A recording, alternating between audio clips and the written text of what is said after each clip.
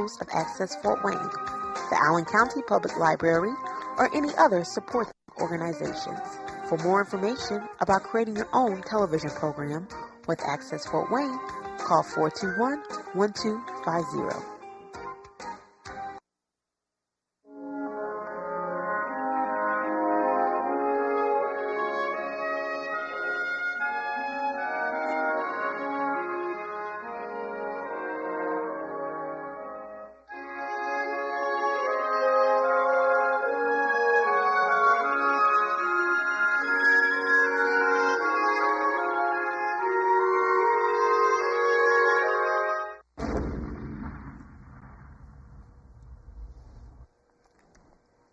Hello, and welcome to our show, The American Veteran. I'm Dale Parrish, your host. Carl Fowler is co-host. Also sitting in with us is Bob Berry, the Access Coordinator.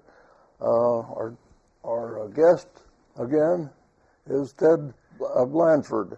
He was on a previous show, and we've got so much to talk to. He's got so much to talk about, we just putting on another show. Welcome back, Ted. Thanks for having me. This is wonderful. It's a great forum.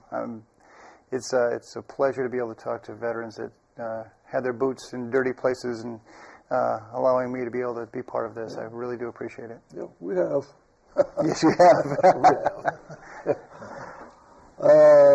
We was talking about Korea, that you spent a little time in Korea. Yes, it was a different type of duty in Korea.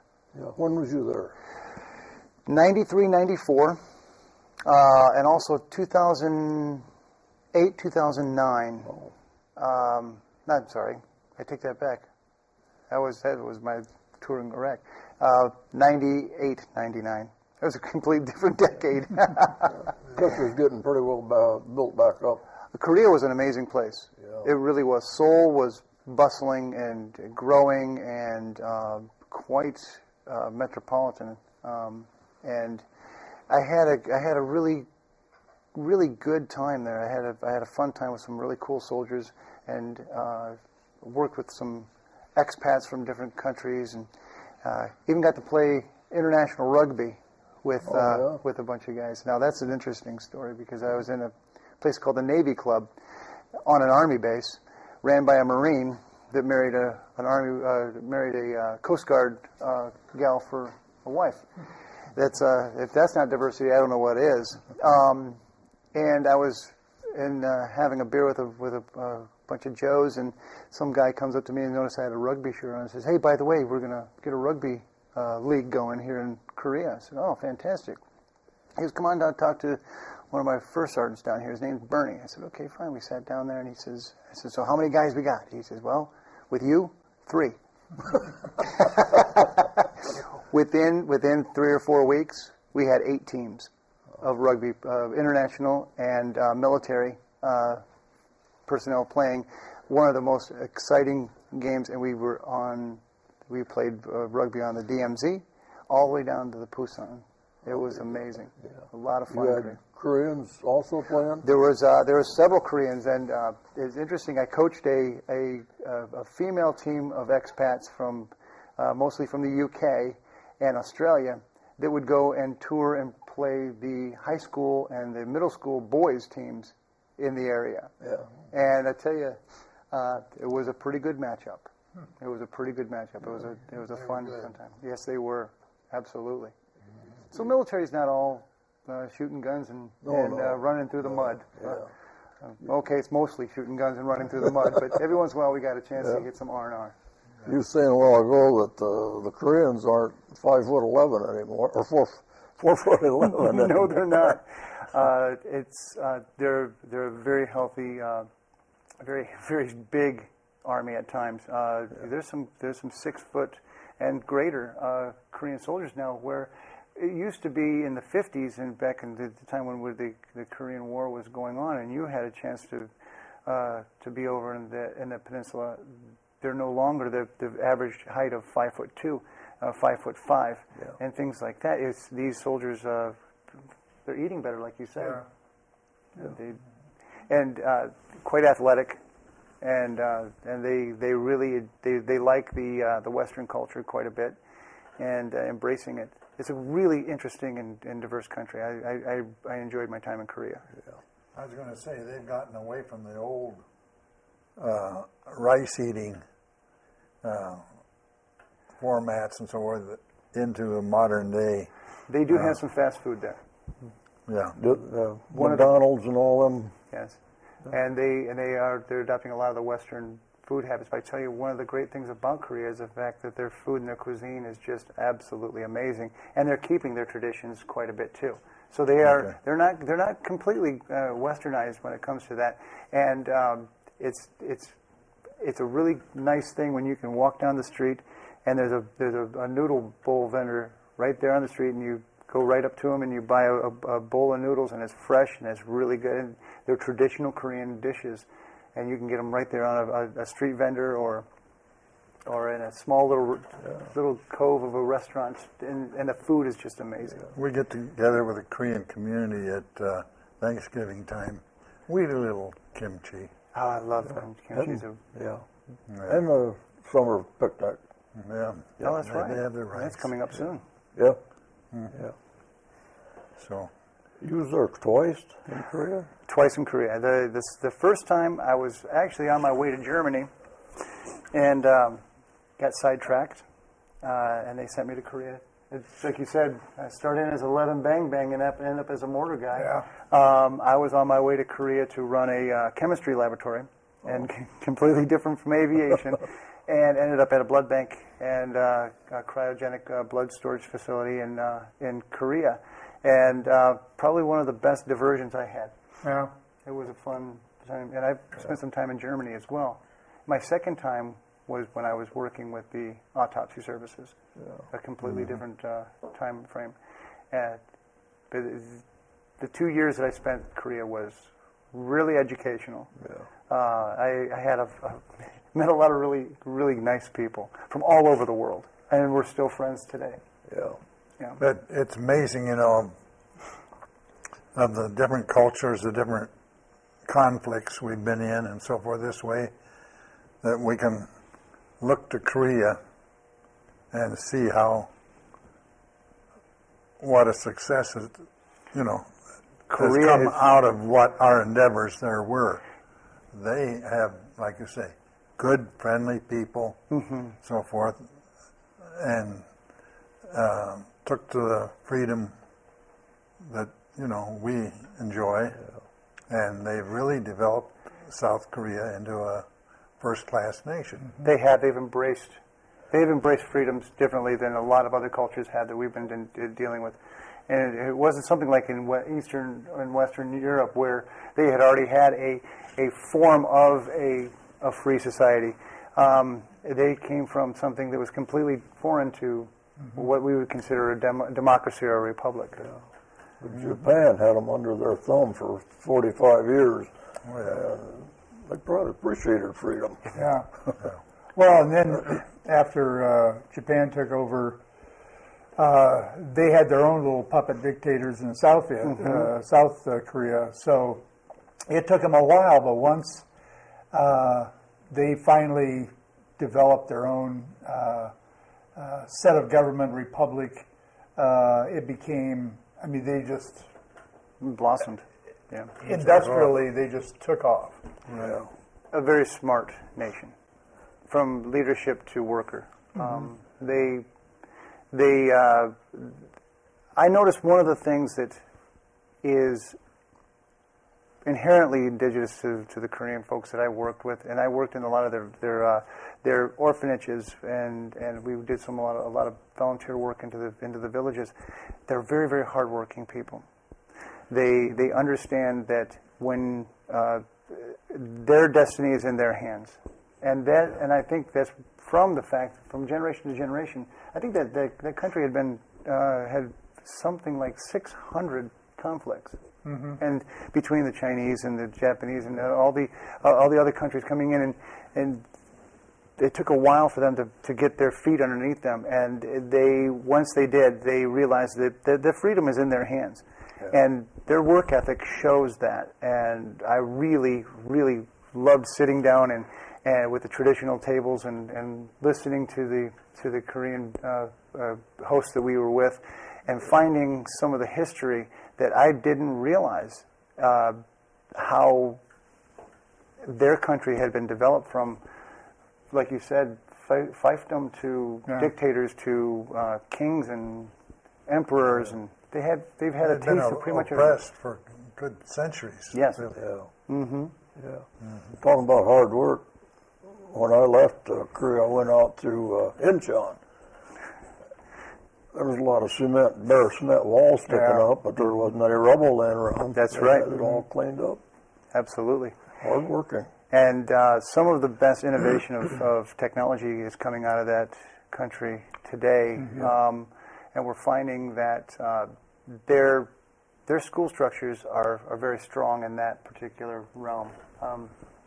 And we enjoy it. Well, I really, overall, as a tour of duty, I think Korea was one of my favorite, and actually probably one of the safest they had, which is nice to have a safe tour of duty now and then. And it was a fun time in the military. And when we get a chance to have a fun time in the military, we want to take the best advantage of it as we possibly can. And I think if I could give any advice to any young soldier, if they're going overseas, don't stick your head in the sand of Indiana or Michigan or Ohio, where you're from. Don't think that this is the end all be all. Embrace the cultures that you go to and learn about something, and you'll find that it's real different. But you can have a lot of fun with it too. You're gonna find friends that are fast and forever. Yeah, that's one thing the military does, if the person allows it to happen, is that you learn things about other places in the world and about other people in the world. And like you said, there are people who don't embrace that, and it's a shame, because it really makes for a much better sense of who they are. Yeah. And you come home appreciating what we've got. Yeah. Oh, absolutely. There's no better place in the world than the United States of America. That's right. And there's no better country in the world. There's no better people in the world that I believe. You can't wait to get back to it. I can't wait to get back, but I would love to get back over to Korea and spend some time and show my family what it's like to be in there and in that culture, because as good as they are, I'm always excited to come home. And that to me is what makes us better as a people, if we can experience others. No, the Korean government pays for our trip back to Korea. Oh, really? Yes. And for 5 days or 7 days, I forget what it is. They have a program financed by the Koreans themselves. That's great.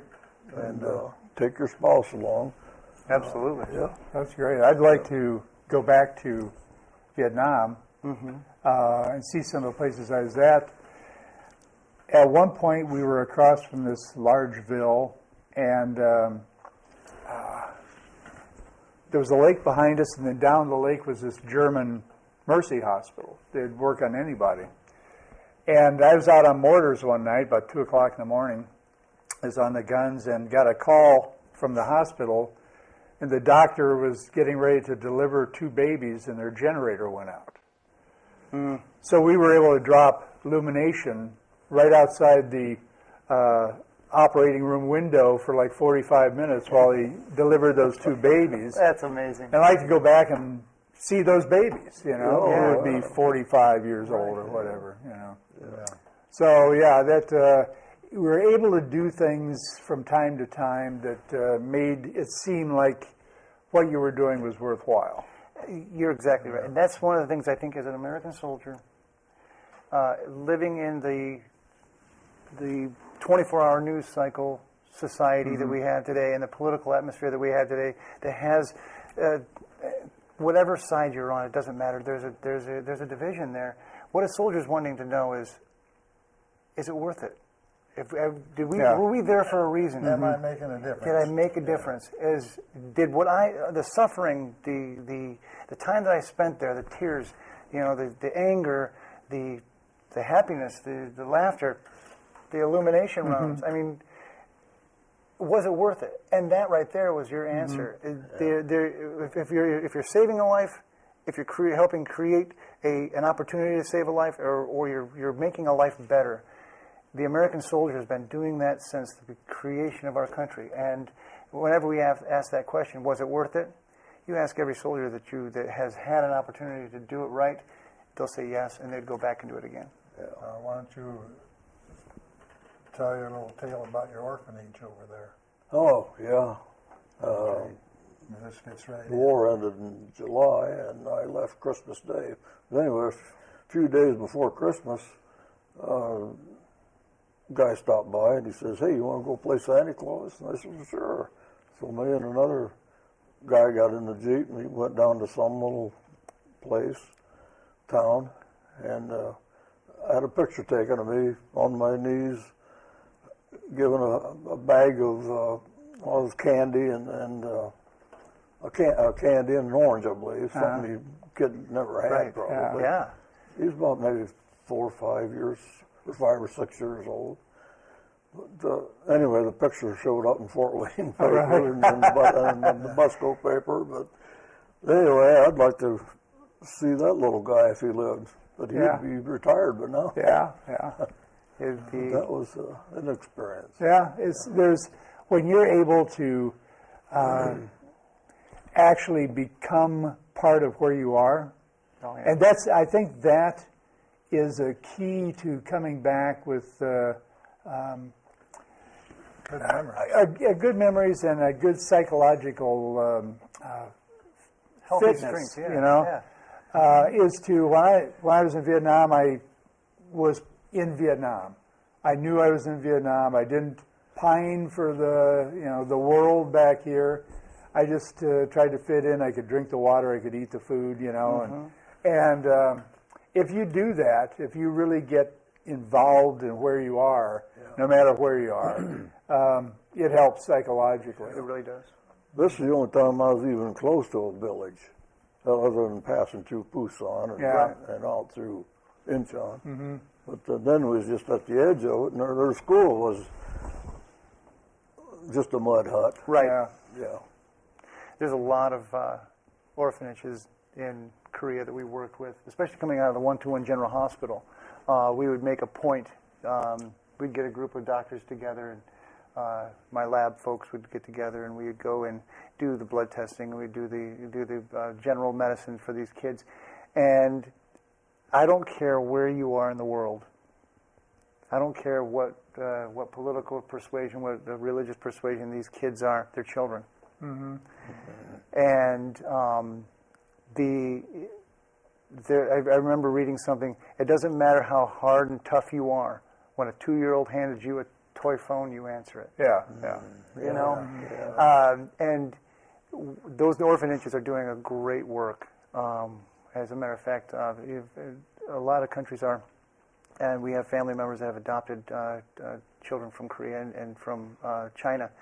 And the soldier, those experiences, when you're deep into the culture, especially when there's children involved, especially when there's humanitarian work involved, the soldier, the Marine, the sailor, the Coast Guardsman, the airman, they literally are there they turn into Superman. Mm-hmm. They're not bulletproof when they're in battle, but they are certainly 10 foot tall and bulletproof when they're embracing a humanitarian mission like going to an orphanage and dealing with the children and making a difference for a generation beyond who they are. Yeah.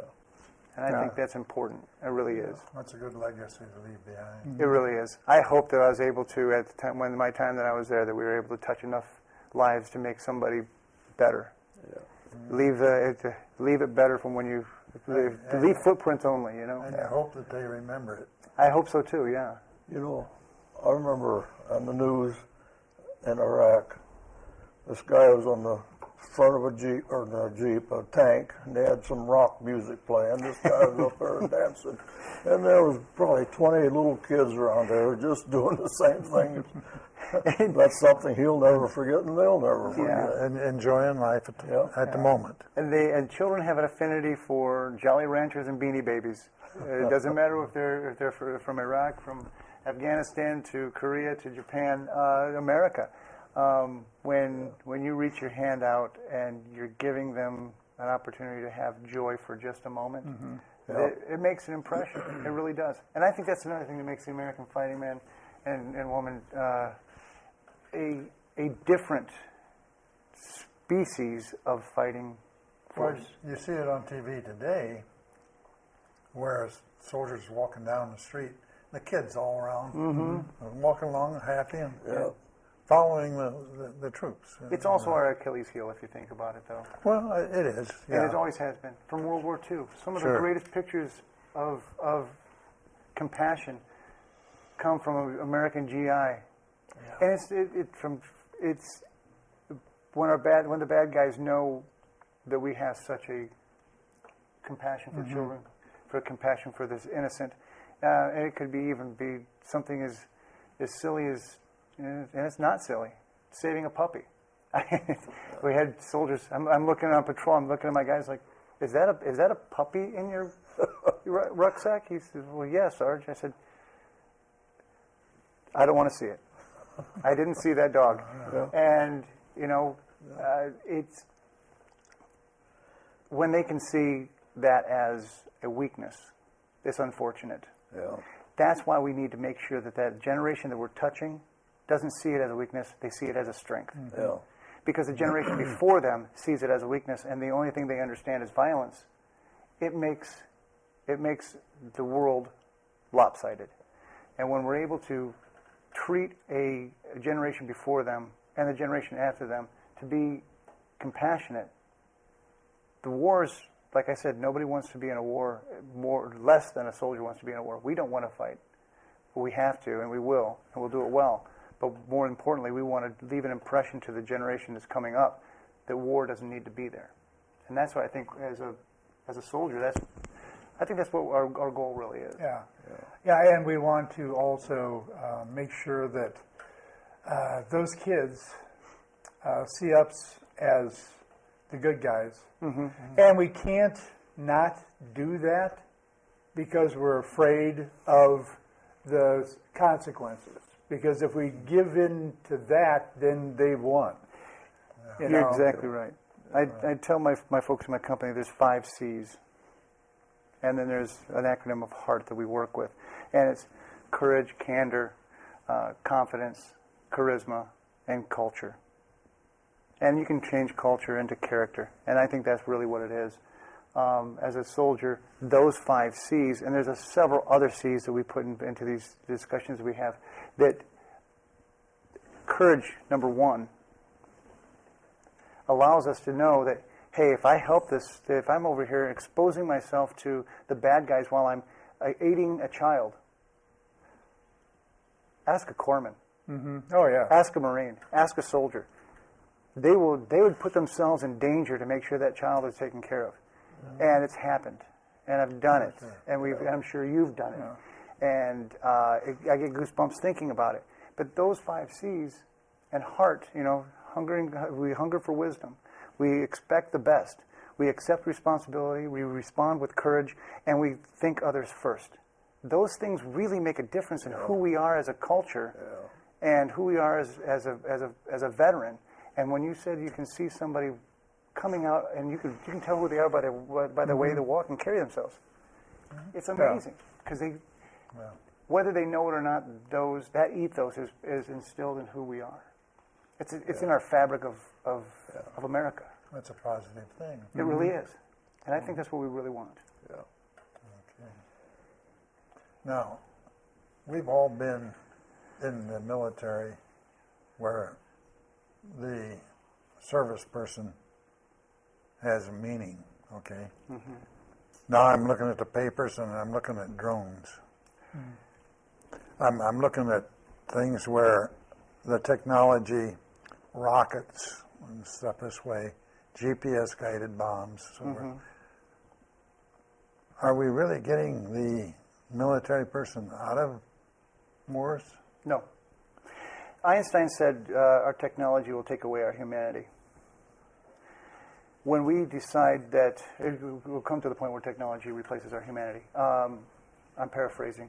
Sorry, Mr. Einstein. No, I understand what you're saying because, like you say, we meet these people face to face and we deal with them. When we don't have skin in the game, when we don't have boots on ground, when we don't have blood on our hands or in our heart, we cannot make a difference. If we sit back from a distance and throw a rock, there's no consequence on our soul for the outcome of that rock hitting something. Right. And a drone does that. Now, is it an effective tool? Yes, it's an effective tool, but nothing will replace Boots on the ground. Boots on the ground. Nothing will replace it, and affectionately known as the grunt. Nothing will. And the reason being because we have a soul, we have a heart, we have a brain. We will make decisions based on what is right and wrong, where a drone cannot do that. Right. And from somebody from San Diego or San Francisco flying a video game does not have the same emotional experience on the consequences of that battle damage assessment than a man pulling the trigger or a gal that is actually in a tank pulling the trigger or in a combat role making a difference and a decision based on not only mission essential but on conscience and morality. And we are known for our morality. We are known for our conscience. We are known for our soul. We are known for our decision making based on what is right and wrong. And that's just what I was wondering. Are we going in the right direction? And it's hard to say, isn't it? It's hard to be judgmental on that thing because the drones and this may save lives. They do. This pay grade's above me, but if it were me, they'd be a tool in our tool belt. They wouldn't be the man carrying the tool belt. Yeah. Right. Okay. Do you agree with that, Bob? Yeah, and like I say, I think they're flying those from like New Jersey. New Jersey or Nevada. the old SAC base out in Iowa, or Right. Nebraska, and there's no way for them to have any feeling about what they're doing. Right. Now, there are people in the military that I think a lot of them haven't been in combat in the Pentagon who think that's possible. Yeah. To think that you can pull people out and just use it this way. Well, the Luftwaffe thought they could get rid of Britain with just air power. Right. Goering thought he could win the war with just air power, and it proved that he could not do it. He was wrong. And I think it's the same thing going to happen here, is that we're going to find out that people with hearts and minds have to be there in order to keep things from going wrong. I agree. Yeah. And I don't think they're doing it in bad intention. I don't think the decision for drone and pulling the soldiers away, they don't want to put a human being in harm's way. We all understand that. But in reality, we have an all-volunteer Army, we have an all-volunteer Marine Corps, we have an all-volunteer Air Force and Navy and Coast Guard. We understand the inherent dangers of being a service person, a serviceman. We understand those dangers. And do we want to go? But if we're needed, we have to go. And the decisions that are being made to automate, we've tried that. We've tried wars from a distance before, and they've never failed. I'm sorry, they've always failed. Always failed, yeah. Just one comment. Yeah. The only worries about me, what I worry about drones, they work both ways. Yes, they do. Yeah. You know what? We're out of time again. Already? Thank you. Thank you. Thank you, Ted. Thank you, Bob. Thank you, Ted, for your service. Appreciate it. Charles. Thank you. Once again, thank you. Thank you. Hope you enjoyed the show. Remember, freedom is not free. So if you see someone in uniform or see a veteran, just walk up to them, say thank you for your service. Thank you, and good night.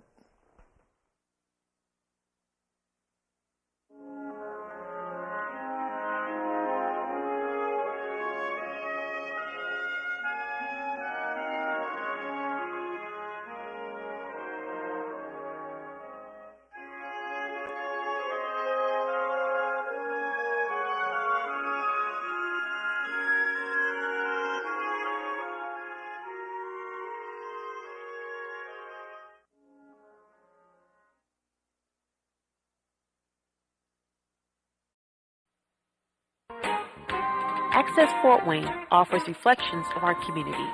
Production facilities provided by Access Fort Wayne are a service of the Allen County Public Library. The views and opinions expressed do not necessarily represent those of Access Fort Wayne. The Allen County Public